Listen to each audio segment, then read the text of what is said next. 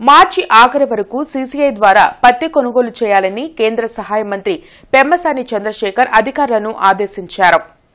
జిల్లా కలెక్టర్ కార్యాలయంలో సీసీఐ అధికారులతో కేంద్ర సహాయ మంత్రి పెమ్మసాని చంద్రశేఖర్ సమీక్ష నిర్వహించారు. అనంతరం ఆయన మీడియాతో మాట్లాడారు. పత్తి కొనుగోలు విషయంలో అధికారులతో సమీక్ష నిర్వహించామని తెలిపారు. 159 పత్తి కొనుగోలు సెంటర్లు అన్ని తక్షణమే మొదలు పెట్టాలని అధికారులను ఆదేశించామని అన్నారు. సీసీఐ సంస్థ రైతుల కోసమే ఉంది, వారి కోసమే పనిచేయాలని పేర్కొన్నారు. కౌలు రైతులు పత్తి నిల్వ చేసుకునే అవకాశం లేదన్నారు. అందుకే మార్చి నెలాఖరు వరకు పూర్తి స్థాయిలో పత్తి కొనుగోలు చేయాలని కోరారు. ఈ కార్యక్రమంలో Madiga corporation chairman Undavalli Sridevi, CCI అధికారులు పాల్గొన్నారు. 61 సెంటర్స్ పత్తి కొనుగోలు సెంటర్లు వితిన్ 24 అవర్స్లో ఓపెన్ అవ్వాలి. దానికి వాళ్ళు ఒప్పుకున్నారు. ఇప్పటి వరకు 40 ఎన్నో ఓపెన్ అయినాయి, ఇంకొక 20 ఓపెన్ అవ్వాలి. వాటికి ఫైర్ నామ్స్ లేవనో లేకపోతే ఇంకోటి సమ్ రీజన్స్ వల్ల అవి ఓపెన్ అవ్వట్లేదన్నారు. బట్ నేను వాళ్ళందరికీ చెప్పింది ఏంటంటే, మీరు అందరినీ కోఆర్డినేట్ చేసుకోండి. మా ఆఫీస్ కూడా వర్క్ చేస్తుంది, కలెక్టర్ గారు వర్క్ చేస్తారు. వితిన్ 24 అవర్స్లో అన్ని సెంటర్స్ ఓపెన్ అవ్వాలి ఆంధ్రప్రదేశ్ మొత్తం అన్నాను. దానికి వాళ్ళు హామీ ఇచ్చారు. ఇప్పుడు ప్రతి మండే టు ఫ్రైడే మాత్రమే కొంటా ఉన్నారు. ఇక్కడ మోర్ దాన్ 60% ఫార్మర్స్ అందరూ కూడా టెనెంట్ ఫార్మర్స్, వాళ్ళు స్టోరేజ్ చేసుకోలేనటువంటి పరిస్థితి ఉంది. కాబట్టి సాటర్డే కూడా కొనుగోలు చేయాలని చెప్పాం. దానికి కూడా వాళ్ళు అగ్రి అయ్యారు. పండిన ప్రతి ఎకరా కూడా అయిపోయే వరకు కంపల్సరీగా కొనాలి. అంటే మార్చి ఆఖరి వరకు కూడా ప్రతి రైతు పత్తి కొనాలి అని చెప్పాము. దానికి కూడా వాళ్ళు అగ్రి అయ్యారు. దళితుల సంక్షేమానికి కూటమి ప్రభుత్వం కట్టుబడి ఉందని మంత్రి డోలా బాలవీరాంజనేయ స్వామి మండలిలో తెలిపారు. గత ప్రభుత్వం వసతి దీవెన పేరుతో విద్యార్థులను మోసం చేసిందన్నారు. దళిత బిడ్డలను చంపి డోర్ డెలివరీ చేసిందని గుర్తు చేశారు. ఈ బడ్జెట్లో దళితుల సంక్షేమానికి కూటమి ప్రభుత్వం నిధులు కేటాయించిందని చెప్పారు. గత ప్రభుత్వం వసతి దీవెన అనే పేరు పెట్టింది అధ్యక్ష. బడ్జెట్ కేటాయింపులేమో బారెడు, ఖర్చు చేసిందేమో మురుడు అధ్యక్ష. 19-20లో 119 కోట్లు కేటాయించి 114 ఖర్చు పెట్టారు అధ్యక్ష. 20-21లో 100 కోట్లు కేటాయించి 25.97 కోట్లు మాత్రమే ఖర్చు పెట్టారు అధ్యక్ష. అంటే దాదాపుగా 25% ఖర్చు పెట్టారు అధ్యక్ష. 21-22లో 110 కోట్లు కేటాయించి 51 కోట్లు ఖర్చు పెట్టారు అధ్యక్ష. అంటే దాదాపుగా 50% ఖర్చు పెట్టారు అధ్యక్ష. 22-23లో 120 కోట్లు కేటాయించి 58 కోట్లు ఖర్చు పెట్టారు. ఇది కూడా దగ్గర 50% లోపే ఉంది అధ్యక్ష. 23-24లో 100 కోట్లు కేటాయించి 65 కోట్లు ఖర్చు పెట్టారు అధ్యక్ష. మొత్తంగా తీసుకుంటే గత ప్రభుత్వంలో యావరేజ్ మీద 50% కూడా మించి ఖర్చు పెట్టలేదనే విషయం వాస్తవం అధ్యక్ష. ఇది బడ్జెట్ లెక్కల ప్రకారం నేను ఇస్తాను అధ్యక్ష. ఇదేకాకుండా అధ్యక్ష, ఈ ఆర్థిక సంవత్సరంలో ఏ ఇబ్బంది లేకుండా అందరికి కూడా మెస్ ఛార్జీలు చెల్లించేందుకు ప్రభుత్వం సిద్ధంగా ఉంది అధ్యక్ష. ఈ రోజు సంక్షేమం గతంలో రేట్లు పెంచామని నేను గొప్పగా చెప్తాను అధ్యక్ష. కానీ వాస్తవాలు చూసుకుంటే అధ్యక్ష, బయట ఏమో దళిత సంక్షేమం అంటారు, దళితుల మేనమామ అంటారు. వాళ్ళని సక్రమ మార్గం వెళ్ళేటువంటి బడ్జెట్లు వాటి కూడా మదర్స్ అకౌంట్స్, పేరెంట్స్ అని చెప్పేసి ఇబ్బందులు పెట్టారు. ఇండియన్ మెడికల్ అసోసియేషన్ ఆధ్వర్యంలో 66వ వార్షిక సమావేశం గుంటూరులో జరిగింది. జిమ్ఖానా హాల్లో జరిగే ఐఎంఏ సమావేశానికి 2 తెలుగు రాష్ట్రాల నుంచి సుమారు 17,000 మంది డాక్టర్లు హాజరవుతారని అధ్యక్షులు డాక్టర్ జి నందకిషోర్ తెలిపారు. ఈ కార్యక్రమంలో ప్రజల్లో వచ్చే వ్యాధులపై నిష్ణాతులైన డాక్టర్లచే అవగాహన కార్యక్రమం చేస్తున్నామని వెల్లడించారు. పలు రకాల వ్యాధులు నివారణ, ప్రజలు తీసుకోవాల్సిన జాగ్రత్తలపై చర్చించడం జరుగుతుందని ఆయన అన్నారు. దీనిలో రాష్ట్రానికి సంబంధించి, తెలంగాణ రాష్ట్రానికి సంబంధించి కూడా 1700 పైగా డాక్టర్లు హాజరవుతారు. వీటిలో 40 పైగా శాస్త్రీయ టాపిక్స్ ఉన్నాయి. వాటి గురించి నిష్ణాతులైన స్పీకర్స్ మాట్లాడతారు. అంతేకాకుండా 3 వేరియేషన్స్ ఉంటాయి. వాటిలో మన సోమరాజు గారు, టి రమేష్ బాబు గారు, హరికృష్ణ, అట్లానే అన్ని స్పెషాలిటీస్ సంబంధించిన డాక్టర్లు సదస్సులో, సైంటిఫిక్ సదస్సులో టాపిక్స్ చెప్తారు. అట్లానే రాష్ట్ర స్థాయి కౌన్సిల్ సమావేశం జరుగుతుంది. ఆ కౌన్సిల్ సమావేశంలో ఐఎంఏ లీడర్లు రాష్ట్ర వ్యాప్తంగా వచ్చి వాళ్ళు రాష్ట్రంలో డాక్టర్లు ఎదుర్కొంటున్న సమస్యలు, అలానే పబ్లిక్ యొక్క హెల్త్ ఎలా మెరుగుపరచాలి, మన ఐఎంఏ ఎలా ఇన్వాల్వ్ అవ్వాలి, అలానే ప్రభుత్వంతో కోఆర్డినేషన్ మెయింటైన్ చేయాలి, ఇవన్నీ వీళ్ళు రేపు శనివారం చర్చిస్తారు. ముఠా వర్కర్స్ కు ₹3 కూలి పెంచడం పట్ల Andhra Pradesh state civil supplies corporation హమాలీ ముఠా వర్కర్స్ యూనియన్ హర్షం వ్యక్తం చేసింది. ఆర్టీసీ బస్టాండ్ గోడౌన్ల వద్ద సంబరాలు జరిపింది. ఎన్నో ఆందోళనల నేపథ్యంలో కూటమి ప్రభుత్వం క్వింటాకు ₹3 కూలీ పెంచడం హర్షదాయకమని ఏఐటీయూసీ నేత చల్లాచిన ఆంజనేయులు తెలిపారు. గోడౌన్లలో వేలాది మంది పనిచేస్తుంటారని ఆయన చెప్పారు.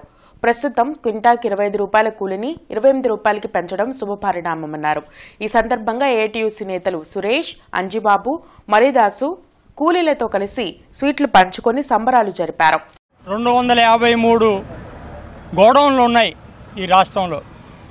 ఈ 253 గోడౌన్లలో 5,000 మంది ముఠా కార్మికులు పనిచేస్తారు. వీళ్ళకి ప్రతి 2 సంవత్సరాలకు ఒకసారి కూలీ రేట్ల అగ్రిమెంట్ జరుగుతూ ఉంటుంది, ప్రభుత్వంతో అగ్రిమెంట్ జరుగుతూ ఉంటుంది.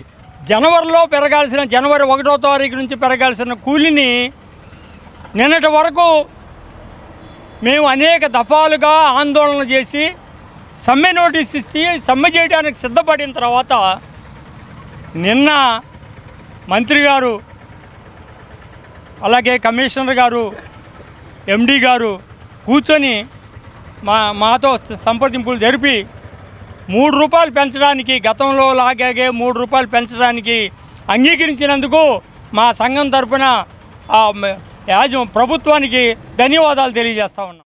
నిన్న సాయంకాలం మమ్మల్ని అందరిని పిలిపించి ఏఐటీసీ నాయకులను పిలిపించి చర్చలకి పిలిపించారు. దీనికి సంబంధించి కూలీ రేట్లు గత ఒక 5 నెలల క్రితం 2 రూపాయలని అనౌన్స్ చేశారు. కానీ మళ్ళీ మా యూనియన్ని పిలిపించి 3 రూపాయలు పెంచుతున్నామని చెప్పేసి మన మినిస్టర్ గారు, కమిషనర్ గారు, ఎండీ గారు వాళ్ళ సమక్షంలో చెప్పారు. అదేవిధంగా పిఎఫ్ సమస్యలు కొన్ని ఉన్నాయి, ఆ పిఎఫ్ సమస్యలు కూడా తొందరగా పరిష్కరిస్తా అన్నారు. లక్ష్మీపురం మెయిన్ రోడ్లోని మల్బార్ గోల్డ్ అండ్ డైమండ్ షోరూంలో వెండి ఆభరణాల ప్రదర్శన ప్రారంభమైంది. ఈ నెల 30 వరకు జరిగే ఈ ప్రదర్శనను విద్యార్థినులు కావ్యశ్రీ, వైష్ణవి, సింధు, సర్వజ్ఞల చేతుల మీదుగా ప్రారంభించారు. ఈ ప్రదర్శనలో భాగంగా వెండి సామాగ్రి పట్టీలపై 25% వరకు తగ్గింపు ఉంటుందని, వెండి ఆభరణాల ఎంఆర్పీ విలువలపై 10% తగ్గింపు పొందవచ్చని తెలిపారు.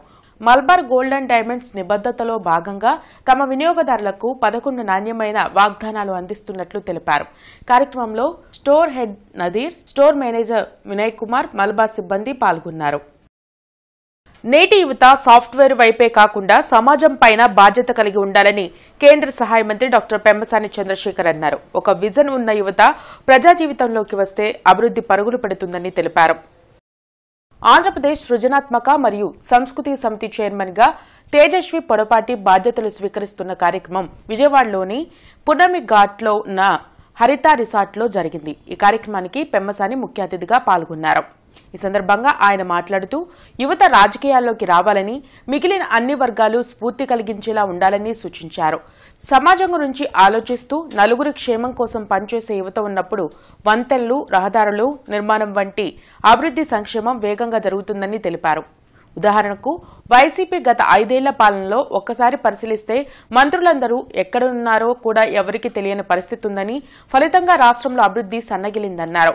కష్టకాలంలో ఉన్నప్పుడు పనిచేసిన వారికి, యువతకు అవకాశం కల్పిస్తూ ప్రోత్సహిస్తున్న ముఖ్యమంత్రి నారా చంద్రబాబు నాయుడు, మంత్రి నారా లోకేష్ కి ఈ సందర్భంగా పెమ్మసాని ధన్యవాదాలు తెలియజేశారు. కష్టపడి పనిచేసే వారికి అవకాశం కల్పిస్తే మరింత ఉత్సాహంగా పనిచేయగలరని బాబుగారు మరోసారి రుజువు చేశారన్నారు. కార్యక్రమంలో టీడీపీ, జనసేన, బీజేపీ నాయకులు తదితరులు పాల్గొన్నారు. ఇలాంటి వ్యక్తులు ఒక విజన్ ఉన్నవాళ్ళు, ఒక డ్రైవ్ ఉన్నవాళ్ళు, ఒక ప్యాషన్ ఉన్నవాళ్ళు వచ్చి కోఆర్డినేట్ చేసి ముందుకు తీసుకువెళ్తేనే వ్యవస్థలో ఒక బ్రిడ్జ్ అయినా, ఒక రోడ్ అయినా, ఒక కెనాల్ అయినా కానీ వస్తుంది తప్పించి లేకపోతే ఏమీ జరగవు. దానికి ఉదాహరణ గత 5 సంవత్సరాలు. మీరు గత 5 సంవత్సరాలు చూస్తే జగన్మోహన్ రెడ్డి గారు ఇంట్లో కూర్చున్నారు. మంత్రులు ఎవరో తెలియదు, ఎమ్మెల్యేలు ఏం చేస్తారో తెలియదు, అధికారులు ఏమో వాళ్ళు ఇష్టం వచ్చినట్టు చేసి ఈ రాష్ట్రంలో ఒక్కటంటే ఒక్కటి కూడా జరగనటువంటి పరిస్థితి. కాబట్టి ఈ సమాజ అభివృద్ధిని కోరుకునే ఎవరైనా సరే, పిల్లలు కానీ లేకపోతే ఉద్యోగస్తులు కానీ, ఇలాంటి వారిని ఇన్స్పిరేషన్ తీసుకొని మీరు అందరూ ముందుకు వస్తేనే మీరు అనుకున్న సమాజం. ది గుంటూరు నగర auto drivers and workers union inner ring రోడ్లో గడ్డిపాడు వద్ద నూతనంగా యూనియన్ ఆటో స్టాండ్ను ఏర్పాటు చేశారు. ఈ కార్యక్రమానికి యూనియన్ నగర కార్యదర్శి మంగా శ్రీనివాసరావు అధ్యక్షత వహించగా ముఖ్య అతిథిగా పాల్గొన్న యూనియన్ జిల్లా గౌరవ అధ్యక్షులు, సిపిఐ జిల్లా కార్యదర్శి కామ్రేడ్ జంగాల అజయ్ కుమార్ యూనియన్ పతాకాన్ని ఆటో స్టాండ్ ని ఆవిష్కరించారు. అనంతరం జంగాల మాట్లాడుతూ ఆటో డ్రైవర్లకు సంక్షేమ బోర్డు ఏర్పాటు చేయాలని, జీవో నంబర్ 2131ని రద్దు చేయాలని, ఆటో డ్రైవర్లకు ప్రతి సంవత్సరం 15,000 రూపాయల ఆర్థిక సాయం చేస్తానని ఎన్నికల్లో చంద్రబాబు నాయుడు ఇచ్చిన హామీని అమలు చేయాలని ఆయన డిమాండ్ చేశారు. ఈ కార్యక్రమంలో యూనియన్ నగర గౌరవ అధ్యక్షులు కామ్రేడ్ కోట మాల్యాద్రి, ఏఐటీసీ జిల్లా కార్యదర్శి మేడ హనుమంతరావు, యూనియన్ నగర అధ్యక్షులు కూరకుల రాంప్రసాద్ పాల్గొని మాట్లాడారు. అనంతరం యూనియన్ నూతన కమిటీని ఏర్పాటు చేశారు. ఈ కార్యక్రమంలో అధ్యక్షులు మాతంగి మల్లేశ్వరరావు, ఉపాధ్యక్షులు దుండి దుర్గారావు, కార్యదర్శి శంకుర సందీప్ తదితరులు పాల్గొన్నారు. ఆటో కార్మికులకి సంక్షేమ బోర్డు ఏర్పాటు చేయాలి. ఆటో కార్మికుల పిల్లలకి ఉచితంగా విద్యా వైద్య సదుపాయం వారి కుటుంబాలకి అందజేయాలి. ఆటో కార్మికులకు ఇళ్ల స్థలాలు ఇచ్చి కట్టుకోవడానికి 5 లక్షలు ఇచ్చి ఆటో కార్మికుల కాలనీల్ని ఏర్పాటు చేయాలని డిమాండ్ చేస్తూ ఉన్నాం. అలాగే ఆటో కార్మికులకి రుణాలు మంజూరు చేసి అవన్నీ నెల నెలా కట్టుకునేటట్టుగా చేస్తే ప్రైవేటు వడ్డీదారుల బారి నుంచి ఆటో కార్మికుల్ని కాపాడుకోవాలి. సంపత్ నగర్లోని శ్రీ శృంగేరి శంకరమఠం శ్రీ శారదా పరమేశ్వరి దేవస్థానంలో జగద్గురు శ్రీ శ్రీ శ్రీ విధుశేఖర భారత మహాస్వామి విజయయాత్ర మహోత్సవం నిర్వహించారు. ఇందులో భాగంగా ఈ రోజు ఋత్వికులచే కృష్ణ యజుర్వేద హవనం, కౌదుమ సామవేద హవనం, ఋగ్వేదం పూర్ణాహుతి, అధర్వణ వేదం పూర్ణాహుతి కార్యక్రమం జరిగింది.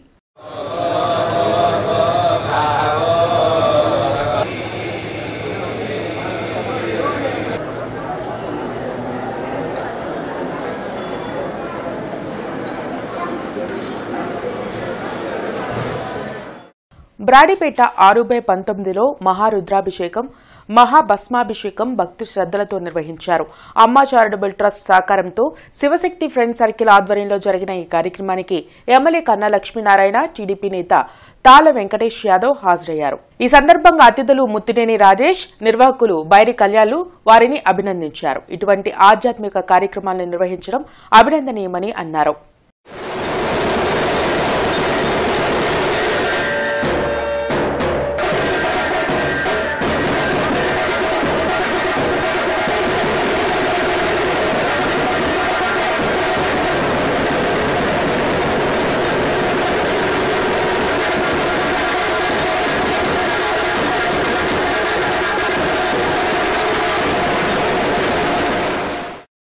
ఇవి ఇప్పటివరకున్న వార్తా వివరాలు. మరికొన్ని వార్తా విశేషాలతో మళ్ళీ కలుద్దాం. అంతవరకు సెలవు.